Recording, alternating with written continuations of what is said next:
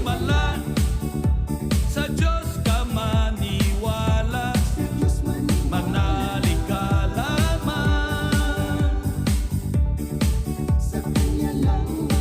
Kapag wala, mahimala, pagkat sa Kanya nagmumula. Ang wala sa Kanya'y may himala. Ngayong nalaman mo na ikaw pala may Diyos na di papaya, kaya niyang gumawa mula sa wala. Pangako niya sa'yo tutuparin, huwag mabalisa, siyang makapangyarihang sadya. Napakasarap mabuhay dito sa mundo kasama si Jesus. Kapag wala, mahimala, sa Diyos ka maniwala, manalig ka lamang. Kapag wala, mahimala, pagkat sa Kanya nagmumula. Ang wala sa Kanya'y may himala. Mula sa wala, may himala. Mula sa wala, may himala. Kapag wala, may himala, sa Diyos ka maniwala, manalig ka lamang. Kapag wala, may himala, pagkat sa Kanya nagmumula. Ang wala sa Kanya'y may himala. Ang wala sa Kanya'y may himala. Mula sa wala.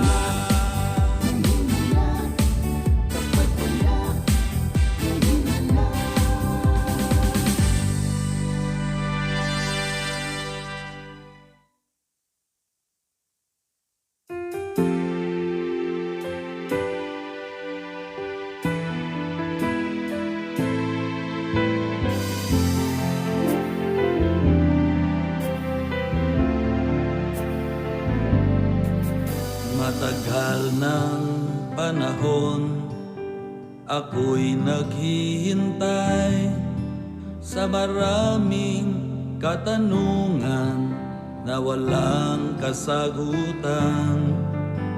Mga kahilingan na di naman dumating, sa mga inaasahang walang pag-asa.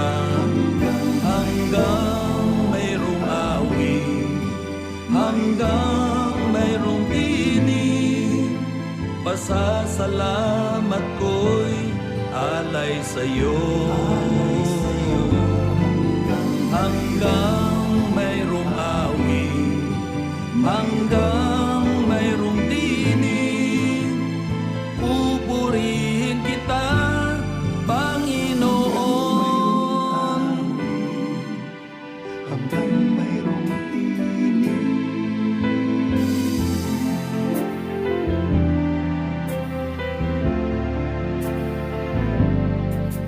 May ligayang nadarama mula nang makilala ka. Naging laman ka ng puso, isipan ko. Pusong binago mo, ang sa'yo'y mahalaga. Pagkat dito nababati ang aking mga gawa. Hanggang mayroong awit, hanggang mayroong tinig, pasasalamat ko'y alay sa'yo.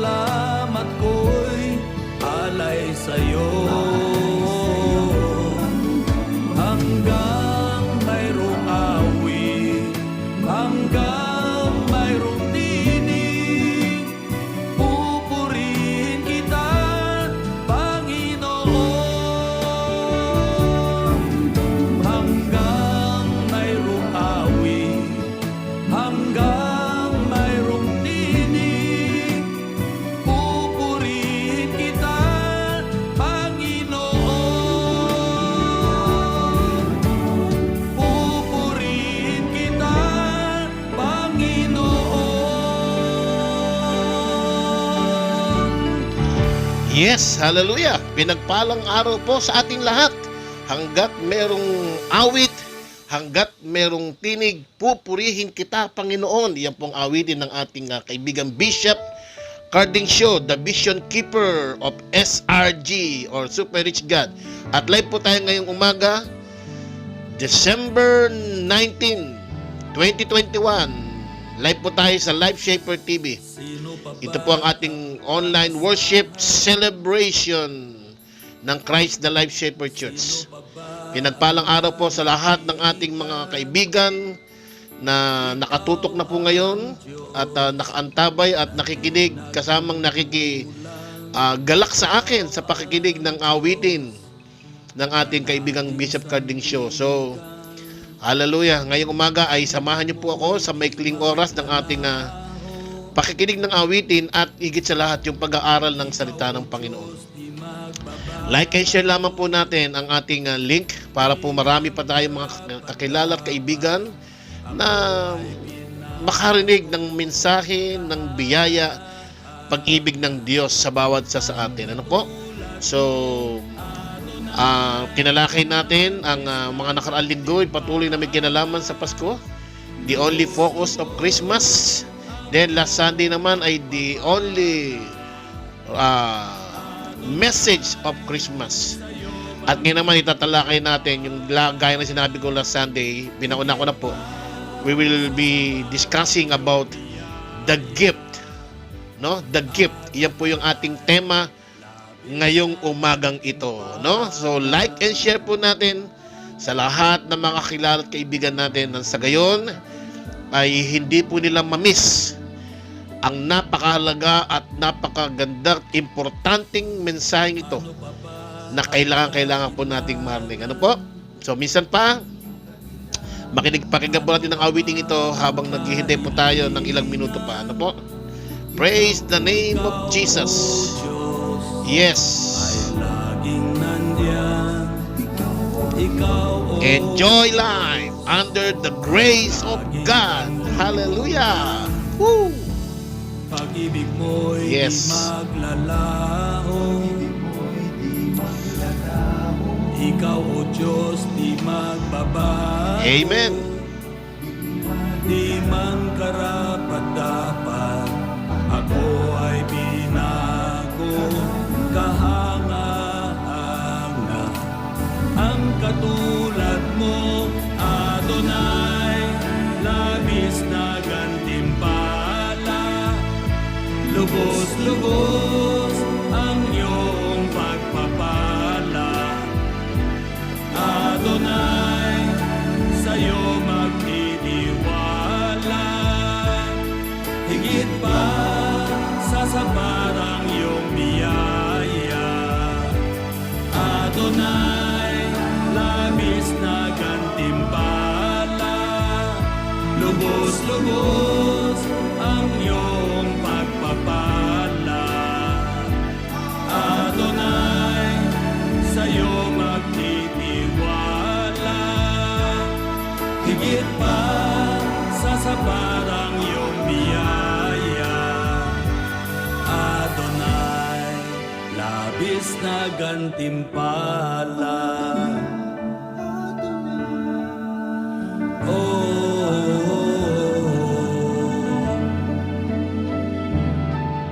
Labis na gantimpala.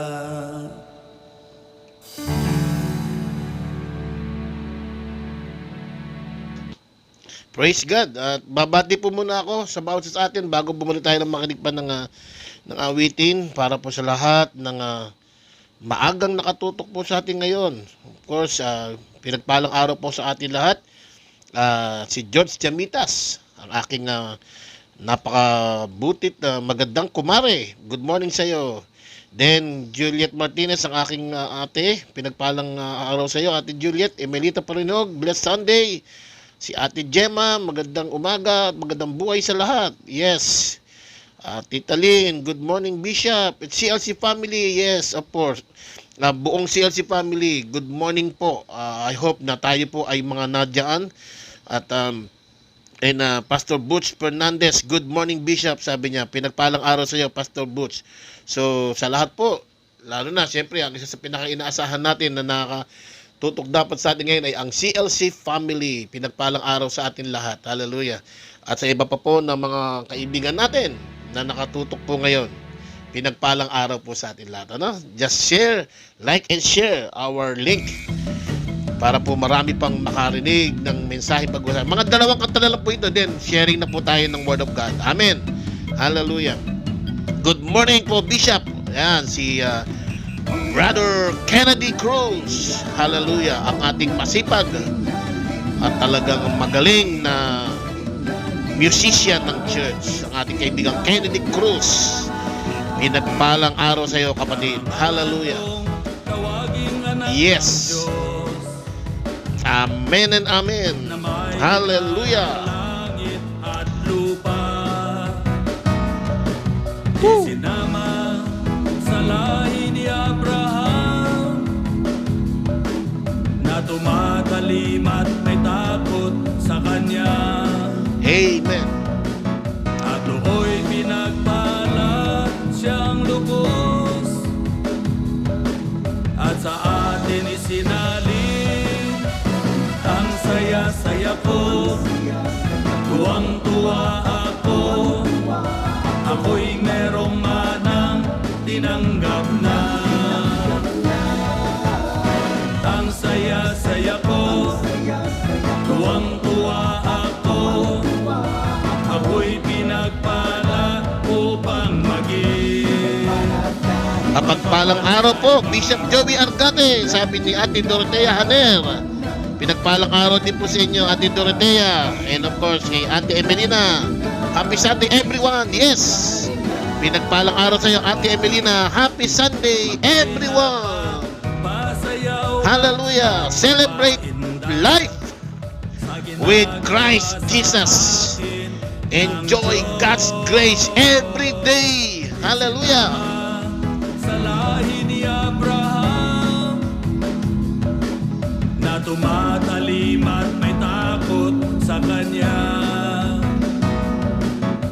Mula sa pagsikat ng araw at sa paglubog nito, laging sinasambit ang saya-saya ko. Tuwang-tuwa ako, ako'y merong manang tinanggap na. Ang saya-saya ko, tuwang-tuwa ako, ako'y pinagpala upang maging pagpapala sa iba. Yun.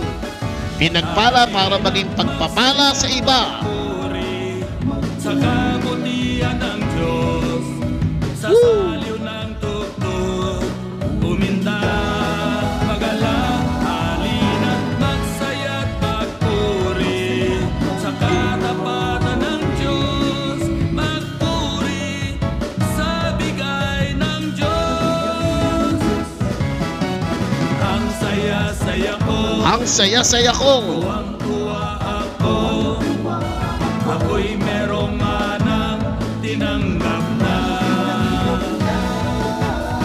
Ang saya-saya ko, tuwang-tuwa ako, ako'y pinagpala upang maging pagpapala sa iba. Homer Sanggalang. Blessed Sunday, Kuya. Yes, brother, Kuya. Tuwang-tuwa Brother Homer. Pinagpalang linggo sa iyo, kapatid. tinanggap na. Sana makadalaw kami uli sa Bataan. Sasabihin ko kay Ate Raquel.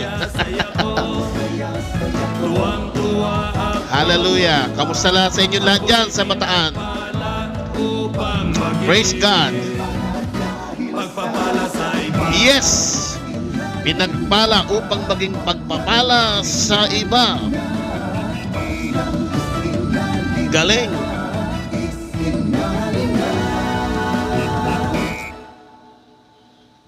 Yes, yan po ang katotohanan. Tayong lahat ay pinagpala pa rin para maging pagpapala tayo sa iba. Hindi pa sarili lang. No, hindi po sarili lang. Hallelujah. After po ng awitin na ito, sharing na po tayo ng Word of God. No? Iba'y nakaupo. I-ready natin ang sarili. Huwag po tayong bibitaw. Then, i-share natin sa iba para po marinig din nila yung ating tatalakayin ngayong umaga ngayon. Napakaganda po nito. Hallelujah. Very practical po ito at mula sa katotohanan ng salita ng Panginoon. May nagsusungit at nagagalit. Iba't ibang style ng buhay haharapin natin. Iba't ibang ugali ang ating sasalubungin. Iba't ibang problema, sanga-sangang karsada, sa musika at pag-ibig ng Diyos. Pagbubuklurin, pag-iisahin. Merong nagkatampuhan, di na magkasunduan. May iba't ibang mga dahilan, hindi maiwasan. Meron pa kong alam, wagas kong magmahal. Hinihintay na oo, hindi niya nakamtan. O kay saklap naman. Iba't ibang style ng buhay hinaharap natin. Iba't ibang ugali ang ating sasalubungin. Iba't ibang problema, sanga-sangang karsada, sa musika at pag-ibig ng Diyos. Pagbubuklurin,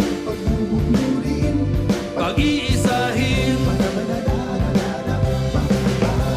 Iba't ibang style ng buhay haharapin natin. Iba't ibang ugali ang ating sasalubungin. Iba't ibang problema, sanga-sangang karsada, sa musika at pag-ibig ng Diyos. Pagbubuklurin, pag-iisahin. Yes. Sa musika at pag-ibig ng Diyos. Pagbubuklurin, Pag-iisahin. pagbubuklurin, pag-iisahin. Pagbubuklurin, pag-iisahin. Praise God! Hallelujah! Napakaganda po nun. Pagbubuklurin, pag-iisahin. Napakahalaga po ng pagkakaisa.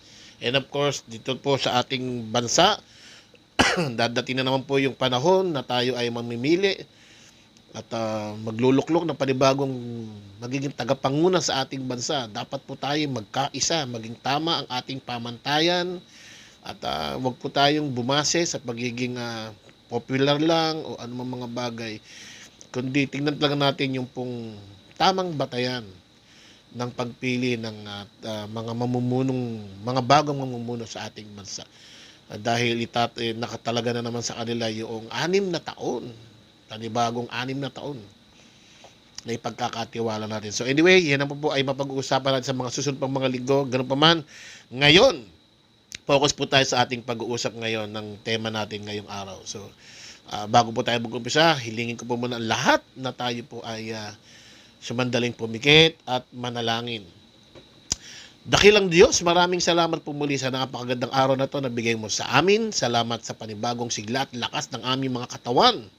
Salamat sa bagong buhay na bigay mo sa amin at sa kalayaan gaya nito na kami po ay nagkakasama through online worship, Lord. At ikaw po ang siyang patuloy na aming inaasahang mangungusap at magtuturo sa aming kalagitnaan ngayong umagang ito.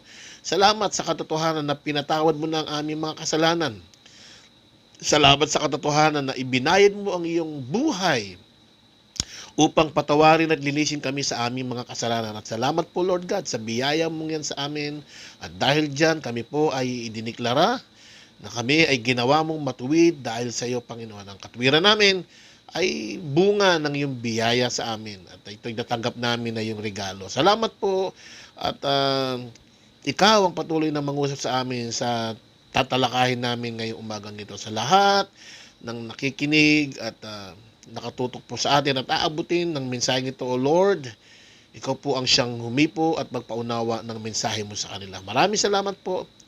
Ito po ang aming dalangin sa makapangyarihang pangalan ng aming Panginoong Yesus. Amen and Amen. Praise God. Hallelujah. Okay, so nung mga nakaraang linggo po, 2 sunod na linggo, dahil po magpapasko na, so atin pong tinatalakay ay may kinalaman sa Kapaskuhan. Una ho nating naging tema ng pagtatalakay ay yung the only focus, of course, the only focus of Christmas is Jesus Christ. Wala na pong ibang dapat pagtuunan kundi si Jesus lamang.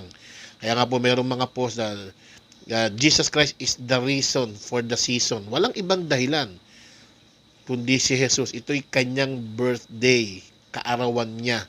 Siya ang bida, hindi ho tayo. Siya ang dapat na pinaghahandaan, hindi ho yung sarili natin. Bagamat yung mga pagbibigayan, mga kainan, ay way ng pagse-celebrate natin. Pero wag lang magiging sentro doon, kundi iyon ay paraan lamang ng pagse-celebrate natin ng kaarawan ng ating Panginoong Yesus. Then, the only message is about love. Wala pong ibang mensahe na makikita tayo sa Kapaskuhan, kundi ang pag-ibig. Ito po yung pag-ibig ng Diyos sa ating lahat, no? So, dahil sa pag-ibig, nagawa niyang magpakumbaba. Iniwanan niya ang kanyang trono sa langit at siya'y namuhay gaya ng tao, pinanganak sa sabsaban. He humbled himself. And he was born doon po sa manger, mga kapatid. So, because of love, nagsakripisyo siya. Iniwanan niya kanyang trono, bumabasa sa lupa, pinanganak sa sabsaban. That is a great sacrifice for him. Na talaga namang pwede siyang manganak sa magandang lugar, pero sabsaban siya pinanganak, maduming lugar. At pinanganak sa mahirap na pamilya. So, sakripisyo, bakit siya ipinanganak? Alam niya dahilan, kinakailangan niyang iali kasi ang kanyang buhay bilang sakripisyo sa kasalanan ng sangkatauhan. Alam niya yung mangyayari, pero tinuloy pa rin niya. That's a great sacrifice para sa atin lahat. Ganun po ang ginawa ng ating Panso Kristo. At yan ay dahil sa pag-ibig. Ikaw at ako ay mahal niya. Kaya pag totoo ka nagmamahal, willing ka mag-sacrifice sa mga minamahal mo. No? So, then He gave. Because of love, He gave. God gave His one and only Son. The Father gave His one and only Son, Jesus Christ. So, matinding sakripisyo sa Ama at kay Jesus Christ na ibigay niya ito sa mga taong hindi karapat dapat bigyan. Ano ang binigay? The greatest gift. Yung kanyang buhay para sa atin lahat na walang buhay, pero dahil kay Jesus, nagkaroon tayo ng buhay. And that is the reason. Love is the reason kaya nagawa ng Panginoon yan. Kaya ang mensahe sa kabuuan ng Pasko ay isa lang. Naganap ang lahat dahil ikaw at ako ay mahal ng Diyos. At yan po'y lagi nating tatandaan. Huwag niyo pong mapagkakalimutan na ikaw ay mahal ng Diyos. Huwag mong isipin na kung may mga pagkangyayari sa buhay mo na may problema, may karamdaman, may mga bagay na nagagarap na hindi mo gusto at ikaw yung nasasaktan, huwag mong isipin na iyan ay dahil hindi ka na mahal ng Diyos at pinaparusahan ka ng Diyos. No, no, no. Hindi ho totoo yan. No? Kung may mga pangit na nagaganap po sa ating buhay, hindi po yan kagagawa ng Diyos. Maaaring una, gawa mo malindisyon mo, o kagagawa ng mga nasa paligid mo, o kagagawa ng kalikasan na apektuhan ka rin, no? So lahat na yan. Pero wala ho kinalaman ng Diyos. Hindi ho kailanman ninais ng Diyos na ikaw ay saktan at parusahan. Katunayan, dahil sa pagnanais lang yan, siya ho mismo ang gumawa ng paraan, ibigay niya kanyang buhay because of His love for us, no? Ganon niya tayo kamahal. So the greatest the only message is love. And now we will be talking about the gift, ang regalo. Kadalasan pag dumarating ang Kapaskuhan, ang usapin ay regalo. Bakit? Saan po ba nag-originate yung regalo yan? Of course, dito sa pangyayari ng kapanganakan ng ating Panginoong Hesus. Pero dapat makita natin ano ba talaga ang kahulugan nitong regalong ito. So, yan po yung ating nais kong pag-usapan ngayong umaga, no? So, sana ma-share niyo po sa iba nating kaibigan para masabaybayan nila. Babasahin ko po ang aklat ng Lucas, Kapitulo 2, versikulo 8 hanggang 14. Kung may Bible kayo sa inyong lugar, kinaupuan nyo, sabayan nyo ako sa pagbasa. Ito ibabasahin ko sa salin na Tagalog, no? Doon ay doon ay may mga pastol na nasa parang at nagbabantay ng kanilang mga tupa ng gabing iyon. Alam nyo, itong verse na ito ay maraming dahilan ng pagdidebate sa usapin na kailan ba talaga nangyari ang Pasko? December ba talaga? O hindi December, summer ba? O ganyan. So anyway, hindi ho yan ang mahalaga. Ang mahalaga ay may totoong Kristong ipinanganak. Iyan po yung importante at hindi pwedeng pasabalian, no? Verse 9, lumapit at tumayo sa kalagitnaan nila ang isang anghel ng Panginoon at nagliwanag sa kapaligiran nila ang nakakasilaw na kaluwalhatian ng Panginoon. Ganon na lamang ang kanilang pagkatakot. Siyempre, ikaw ba naman nananahimik at nagpapastol ng mga tupa nung gabing yun? Walang kabog-abog, biglang may lumabas na anghel sa harapan nyo. Siyempre, magugulat ka. Natural lang na matakot, no? Excuse me po. Verse 10, ngunit sinabi sa kanila ng anghel, dahil nakita ng anghel, natakot sila, huwag kayong matakot. Sabi ng anghel, ako'y may dalang magandang balita para sa inyo na magdudulot ng malaking kagalakan sa lahat ng tao. Isinilang ngayon sa bayan ni David ang inyong tagapagligtas, ang Kristong Panginoon. Ito ang inyong palatandaan na matatagpuan ninyo ang isang sanggol na nababalot. Yan po yung pinanggalingan ng gift. Ito yung the best ever, the first gift ever na nasulat sa Bible. Ito hong mismo ang ating Panginoon Kristo. Hindi siya nababalot ng iba't ibang gift wrapper na ginagamit natin ngayon, kundi siya ay nababalot ng lampin at nakahiga sa isang sabsaban. Okay? Nilang nakitang kasama ng anghel ang isang malaking hukbo ng mga anghel sa kalangitan. Sila ay nagpupuri sa Diyos at umaawit. Papuri sa Diyos at sa kaitaasan, at sa lupa ay kapayapaan sa mga taong kinalulugdan niya. Pagpalain ng Diyos ang kanyang salita na ating binasa, na siyang ating magiging basihan ng ating pag-aaralan ngayon. So, the gift. Kadalasan, pagka ikaw ay magdadaos ng kaarawan, isa sa mga kinasasabikan mo ay bukod doon sa handaan, yung regalong matatanggap natin. And of course, sa mga nagbibigay naman ng regalo, usapin at iniisip natin na yung ibibigay nating regalo ay karapat-dapat sa tatanggap. Ibig sabihin, yung iyong bibigyan ng gift ay alam mong kapaki-pakinabang yung gift na ibibigay mo sa kanya, no? So, pagbabalikan natin ng mga nakaraang linggo, ang focus ng Christmas, the only focus is Christ. So, Christmas is about Christ's birthday. Kapanganakan ng ating Panginoon, birthday niya kaarawan. So, sino dapat bigyan ng gift? Ang ating Panginoong Jesus, no? Then, the message of Christmas is about love. So, bakit ka magbibigay ng gift? Because of love. So, focus tayo lagi sa may birthday para siya'y bigyan natin ng regalo. At nag-iisip tayo, ano ba yung kapaki-pakinabang na regalo na ano man ang halaga?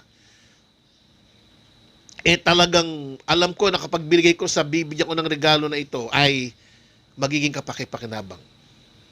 Ito ho ang matindi rito, mga kapatid. Sa kaarawan ng ating Panginoon Kristo, hindi ho tayo ang nagbigay ng regalo. Siya mismo ang nagbigay ng gift. And every year na nagse-celebrate tayo ng Christmas, dapat maintindihan po natin na yung kapanganakan ng ating Panginoon Kristo, ano nga ba yung gift na ibigay niya sa atin? Na alam ng Lord na kanyang gagawin at ibibigay, alam ng Ama na ibibigay niya sa sangkatauhan, na kapag tinanggap ng sangkatauhan ay siguradong malaking kapakinabangan. Hindi mababaliwala ang regalo. Kapag tayo ay bumili, lalo na po sa panahon ngayon, marami tayong iniisip, sikat ang mga gadgets at ibang mga bagay, kasuotan, na alam natin makapagbibigay ng kasiyahan sa ating bibigyan ng regalo. Iyon po ang nasa isipan ng Ama nung siya'y magbigay ng regalo. Hindi lamang para sa isang tao. Hindi lamang para sa gusto niya lamang na tao. Hindi lamang para sa isang bayan o isang bansa lamang. Isang regalo na para sa buong mundo na napakalaking pakinabang kapag natanggap ito ng buong mundo. Ano ba yung gift na yan? Maliwanag po, binasa natin talata. Sabing ganon, isinilang ngayon sa bayan ni David ang inyong tagapagligtas, ang Kristong Panginoon. Verse 10, ngunit sinabi, verse 12, ang Kristong Panginoon, siya po yung gift na bigay ng Diyos sa atin lahat. Sabi nito, ito ang inyong palatandaan ng regalo. Matatagpuan niyo siya sa isang sanggol na nababalot ng lampin at nakahiga sa sabsaban. Yan po yung gift, si Jesus Christ. Regalo para sa atin lahat. Ngayon, gumawa po ako ng acronym. Ginawa ko pong acronym itong gift. GIFNT. At ito po ang dahilan. Kaya po si Christ ay may mahalagang epekto sa buhay ng tao kapag natanggap itong regalong ito. Ano ho sabi ng mga anghel? Sa verse 10, ito ho ang sabi, ngunit sinabi sa kanila ng anghel, huwag kayong matakot, ako'y may dalang magandang balita. So letter G stands for good news. Gift is a good news. Jesus Christ is a good news. Magandang balita po ang dala. Mapapansin niyo pag binasa natin ang talata, nananahimik yung mga anghel. Sila ay nagpapastol ng tupa. Yung mga pastol ay nagpapastol ng tupa. Dumating yung anghel. At nang limitan yung anghel, ano naramdaman ng mga nagpapastol? Takot. Natakot. Pero ano sabi ng anghel? Huwag kayong matakot. Hindi takot ang dulot ng dala ko sa inyo. I have a good news. No, meron akong magandang balita. Ang sabi pa, itong good news na ito ay magdudulot ng malaking kagalakan, kasiyahan. Hindi ho takot, kundi kasiyahan. Kaya po ang Christmas, if you are in the right focus and you understand the only focus, you understand the only message of Christmas, then you will celebrate Christmas full of joy. Amen. Ise-celebrate mo ang Pasko na punong-puno ng kagalakan, hindi ho ng takot, hindi ho ng pangamba, hindi ng kalungkutan, kasi naintindihan mo ang tunay na dahilan ng Pasko. Nasa tamang focus ka ng pagse-celebrate ng Christmas at naintindihan mo ang mensahe ng Pasko. That's why you celebrate Christmas full of joy. Galak na galak ka. Kapag ikaw ay magdiriwang ng Pasko, dumarating ang Christmas at ikay puno ng kalungkutan o pangamba o stress ka, hindi mo naintindihan ang tamang focus ng Pasko. At hindi mo naintindihan ang talagang mensahe ng Christmas. Why? Because Christmas will bring us great joy. Kaya sabi ng mga anghel sa mga pastor, huwag kayong matakot. Hallelujah, di ba? Ano sabi ng mga ng anghel? Dahil hindi ako narito para kayo pagalitan, hatulan o parusahan o may gagawin akong masama sa inyo, parang ganun, para praising. Ano sabi ng anghel? Huwag kayong matakot kasi bakit? May dala akong magandang balita. Tama yan sinabi ni Pastor Berlewy. Joy to the world, Bishop. Totoo yan. Dapat masaya tayo. Hallelujah. Kasi ang totoong dala ni Jesus, kaya siya pumunta sa lupa at ipinanganak sa sabsaban, is not condemnation, but salvation, love. Gaya na sinabi ko sa inyo kanina, pag ikay nagregalo ng cellphone, kaya mo binigyan ng cellphone yung tao na riregaluhan mo, alam mo magagamit niya sa mga Facebook, sa pagte-text, pagkukol, magandang klase pa ng cellphone na gusto mo ibigay para magamit niya ron. Ngayon, pag nagbigay ka ng kasuotan, magandang kasuotan, gusto mo kasi mabigyan ng magandang baro yung riregaluhan mo para magamit niya sa mga lakad niya, alam mo, iyon ang kulang sa kanya. God gave Jesus Christ, alam niya magagamit natin to sa ating buong buhay. Alam niya, ito ang kailangan nating lahat. And we need Jesus Christ in our life. Pag wala kang Kristo sa iyong puso, ang laki ng kawalan mo. Walang direksyon ng buhay mo, walang liwanag ang buhay mo, wala kang kaligtasan. That's why God gave His one and only Son, Jesus Christ. Because God knows your needs, and only Jesus Christ can meet all our needs. Amen. Kaya ibinigay ng Ama ang dakilang regalo na nababaan sa sabsaban. Kasi bakit? Alam ng Ama ang kailangan natin lahat. Kailangan mo ng tagapagligtas. That's why He will be called Jesus, our Savior. Kaya pag maintindihan mo po, kapatid, ang mensahe o ang dahilan kaya may Pasko, hindi ka malulungkot, hindi ka may stress. Kasi bakit? Wrong focus tayo. Wrong understanding pa tayo ng message ng Christmas. Akala natin ang Christmas ay paramihan ng regalo, pagandahan ng regalo, paramihan ng pera, pasarapan ng pagkain. No! Secondary na lang yan. Pangalawang, pero totoong pangunahin. Pag naintindihan natin, kahit nga nasa hapag mo, pag alam mo ang totoong dahilan, kaya may gift, is to celebrate the goodness of God.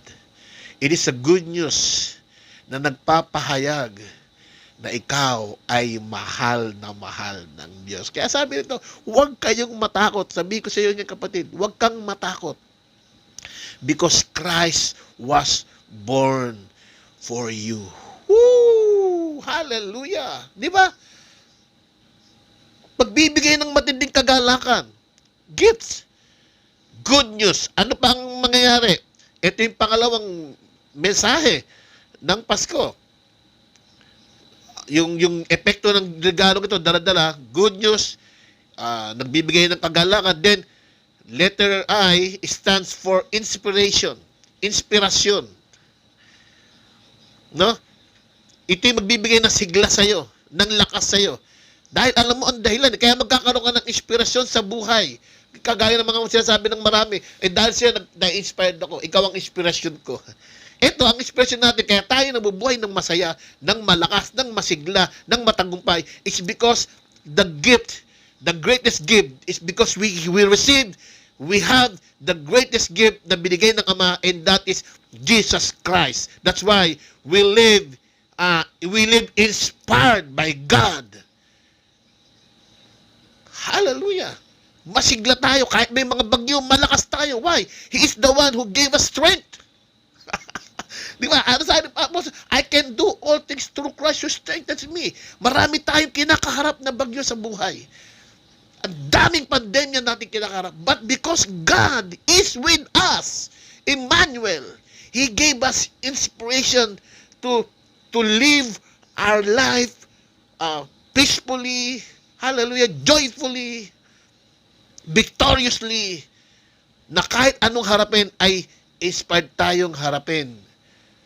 Kaya sabi nito, huwag kayong matakot. Anong dinadaanan mo ngayon? Huwag kang matakot. Malalaman mo na merong Jesus na pinanganak para sa iyo dahil mahal ka niya, at yan ang dahilan para ma-inspired ka sa lahat ng mga ginagawa mo sa buhay. You are highly favored and blessed, kapatid. Hallelujah. Ma-inspired ka sa business na ginagawa mo ngayon, ginagawa mo. Ma-inspired ka niya kasi kasama mo ang Diyos. Pag pinagpala ka na ng Diyos dyan. Basta alam mo, wala kang tinatapakan tao. Wala kang nilalamangan tao. Wala kang inaargabyado. At alam mong matiwid ang mga ginagawa mo. Ma-inspired ka sa lahat ng ginagawa mo. Huwag kang susuko. Huwag kang panghihinaan ng loob. Because God is with you. He loves you. Manampalataya ka lang sa Kanya. Dapat maintindihan po ito. Lilipas na naman ang Kapaskuhan. Hindi natin naintindihan ng katotohanan ito. Kaya masahay mo, kapag naintindihan mo at natanggap mo itong regalong ito ng Diyos Ama, ang ating Panginoon, sasabihin mo, ang sarap ng buhay sa mundo. Yes, di ba? Sino yung mga tao nagsasabing ang pangit o ang hirap mabuhay sa mundo? Ito yung mga tao na hindi nakapokus kay Lord. Nakapokus sila sa mga pangit na bagay na nanggagaling o nangyayari sa mundo. Don't focus on that, brothers and sisters, mga kapatid na nakatutok ngayon. For you to enjoy life, focus on the gift that God has given to us. gave us. And that is Jesus Christ, who loved us so much. Amen. Who loves us so much. Hallelujah. Ang Panginoong Yesus na mahal ka nang higit pa sa kanyang buhay. Imaginein mo.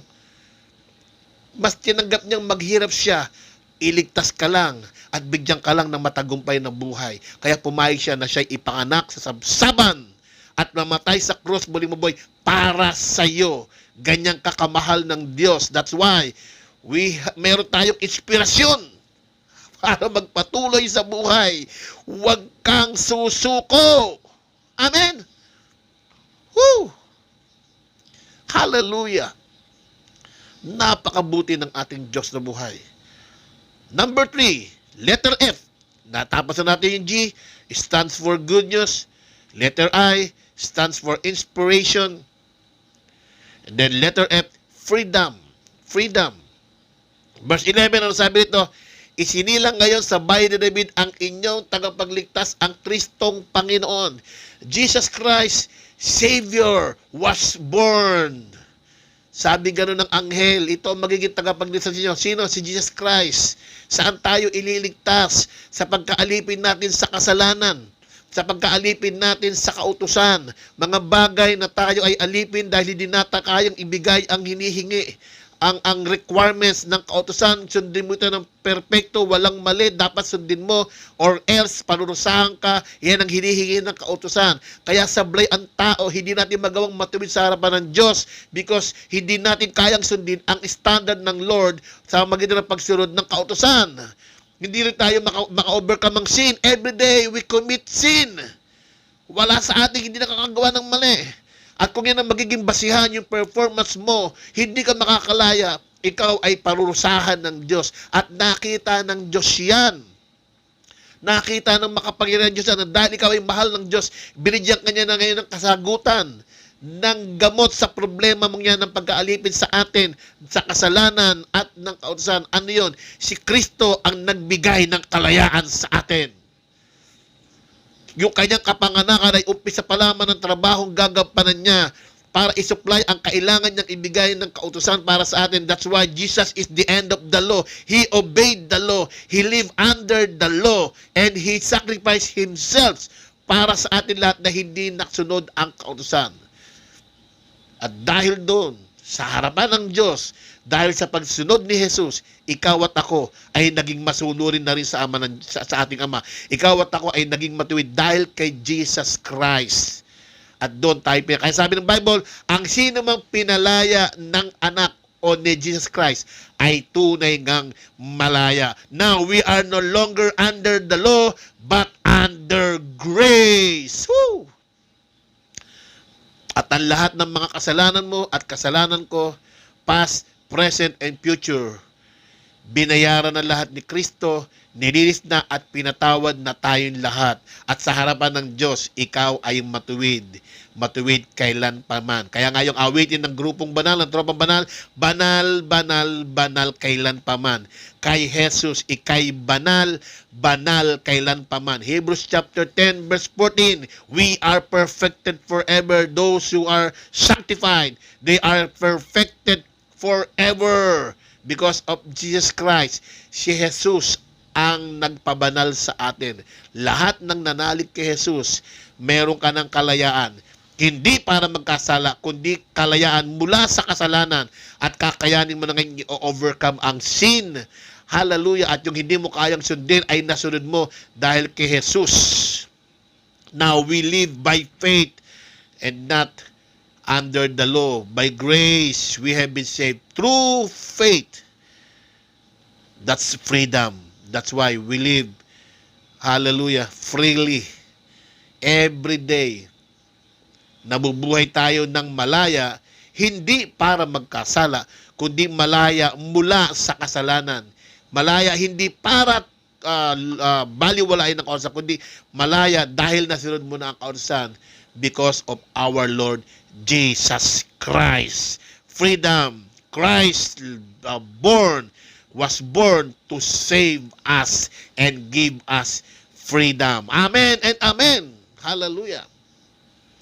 Kaya po, Iyan ang epekto o gamit ng regalong ibinigay sa atin ng Ama to give us freedom.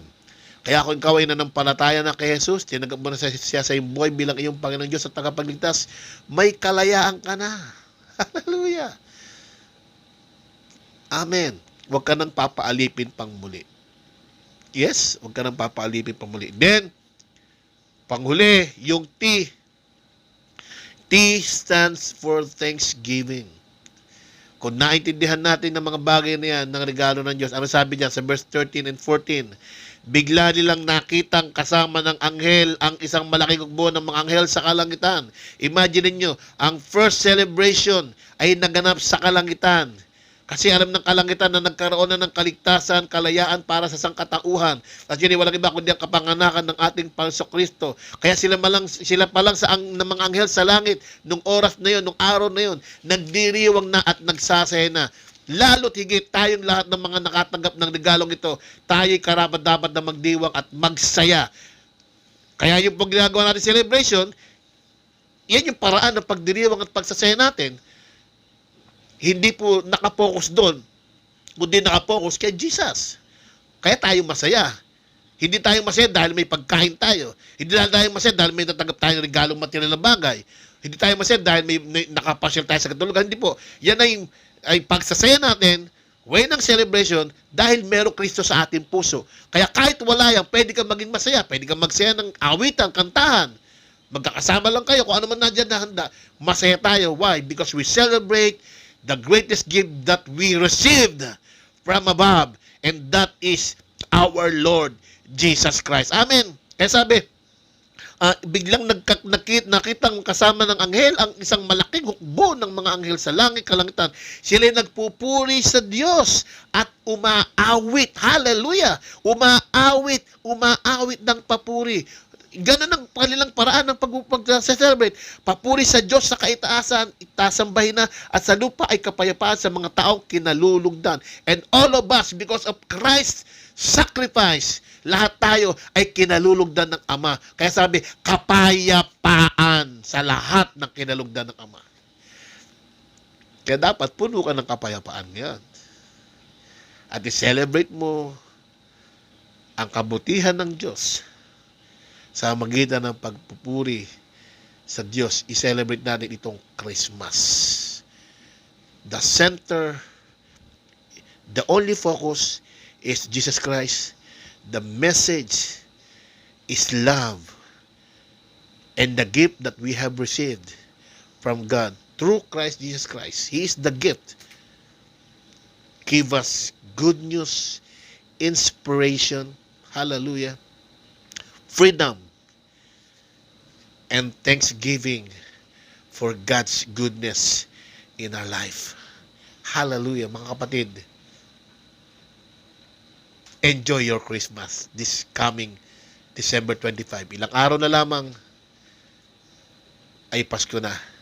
Ang aking dalangin bilang lingkod ng Panginoon sa lahat po na nakatutok at makaabot ng tinin nito, sana naipanganak na si Jesus, yung regalong yan sa buhay mo. Siya yung greatest gift na pwede mo matanggap ngayong Pasko.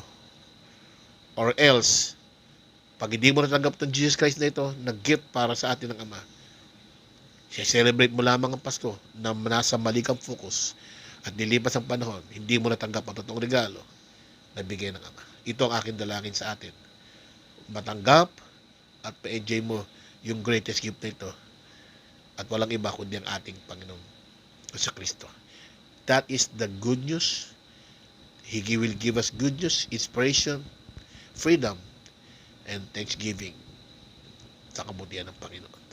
Tayo'y manalangin. Maraming salamat, dakilang Diyos, sa katotohanan na kami po'y mahal mo.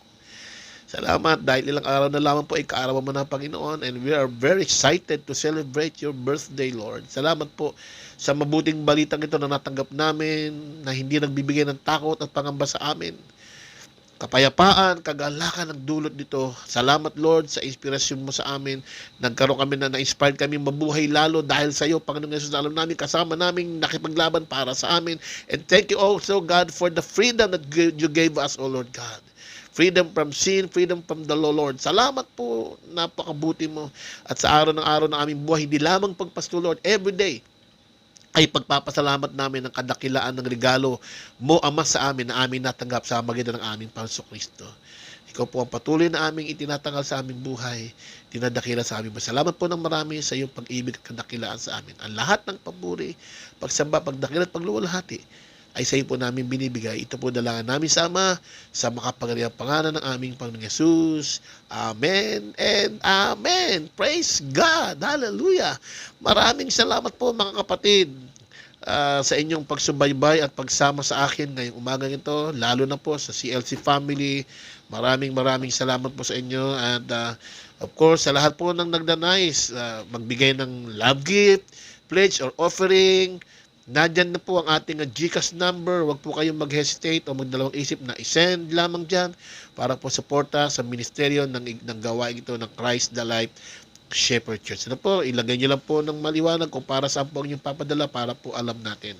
Maraming salamat po at magkita-kita po muli tayo sa susunod na linggo para po sa ating another online celebration. At lahat po tayo excited na sa pagpasok ng panibagong taon. Hallelujah.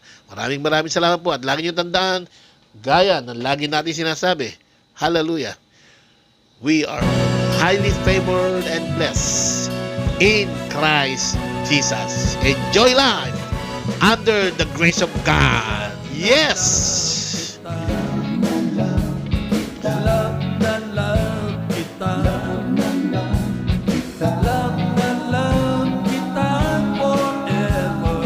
Huwag nang mangamba. Love na love kita. Love na love kita. Good morning kay Brother Jim. God bless everyone, sabi niya. Babay po sa atin lahat. Woo!